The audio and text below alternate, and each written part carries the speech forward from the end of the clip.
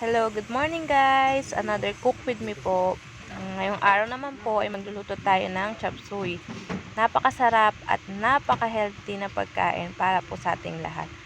So, umpisa po, maglagay po tayo ng oil sa pan. Stir-fried lang po natin yung ating hiniwang baboy. Then, mag-saute po tayo ng garlic and onion. After po nyan, add na po natin ng ating chicken liver. Then, add na rin po natin ng ating sayote, carrots, and bagu beans.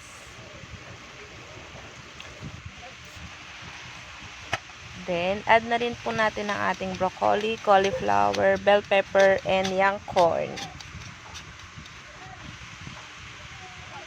Add na rin po natin ng ating oyster sauce. Add din po tayo ng pork cubes, ground pepper, and add po tayo ng onting tubig. Mag-add din po tayo ng onting soy sauce. Then, after po nun, add na rin po natin ng ating celery and then ang ating pechay bagyo. Serve and enjoy po. Happy eating po sa ating lahat. Don't forget to like, share, and follow po. Thank you po. God bless.